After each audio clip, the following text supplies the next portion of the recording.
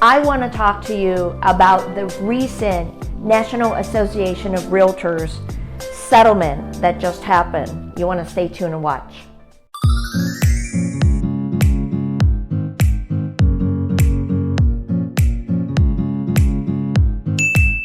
If you find the content valuable, you want to hit subscribe and the bell notification so you don't miss future videos.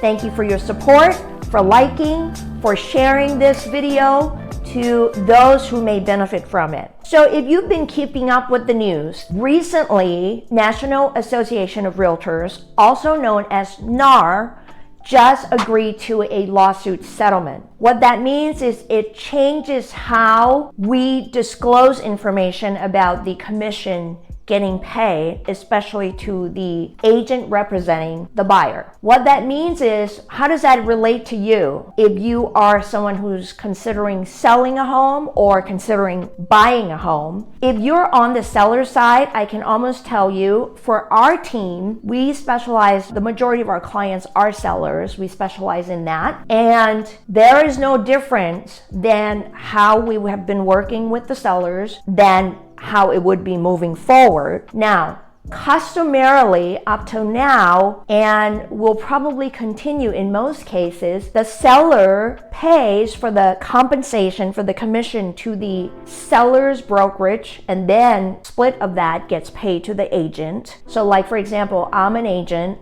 I'm part of the brokerage, which is Remax Gold. Remax Gold gets paid, they get their portion before I get paid. That's the typical structure. The seller has also customarily paid for the buyer's brokerage compensation. So basically the total percentage that gets paid out, okay, whether it's, between 5 to 6%, portion of that gets paid out to the buyer's broker.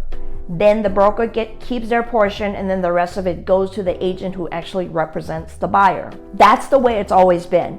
Now we just need to explain things differently. So as we sit with each seller, we will explain to them that we need to be more transparent, regulated, required by National Association of Realtors in how we share how the compensation is determined for the buyer's broker. I think one thing that is important that sometimes gets missed with all these different articles that you'll see, by the way, if you want to really read the insight and go to the source, go to NAR.Realtor, NAR.Realtor.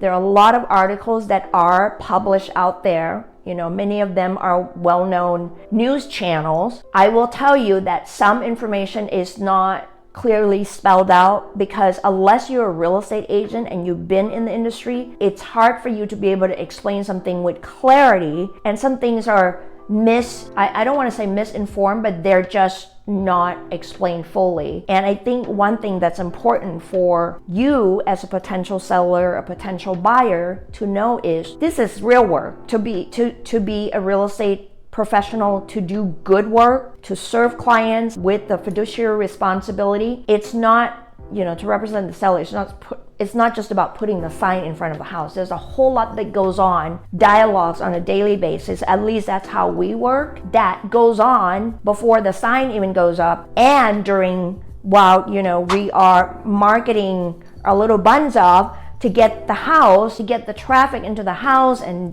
doing all the follow-ups, and before the property actually goes into escrow where we have an accepted offer, all of those things until the end and beyond. Well, the same thing with agent working with buyers.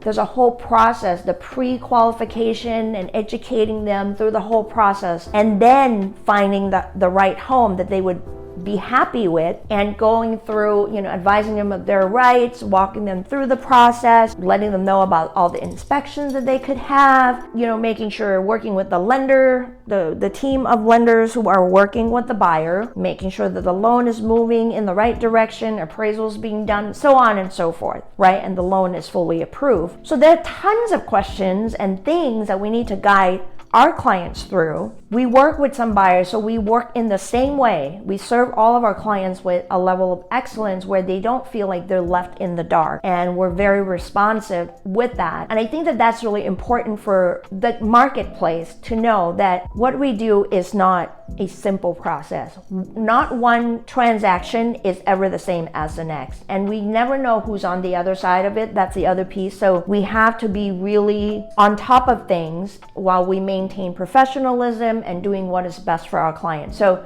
I think all of those things get left out in a lot of the noise that's out there right now. With that said, if you have questions, if you have want more insight, or you have specific questions, I encourage you to email me directly at kasama@kasamasales.com, and I'm happy to have a dialogue with you. As far as working with our clients and serving our clients, we are going to inform them in the same way that we have. We are not working any less. We're not taking anything away from what we've been doing with our clients. If anything, we want to be sure that they understand what that looks like, because at the end of the day, we still have to, you know that expression, there's no free lunch. Nobody works for free.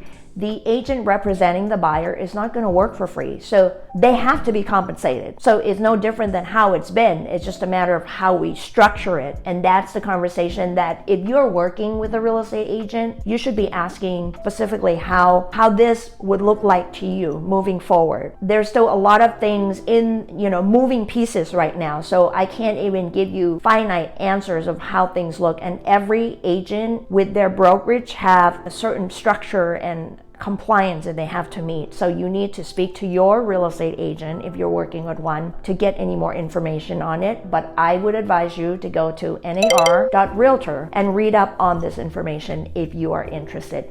Thanks for watching.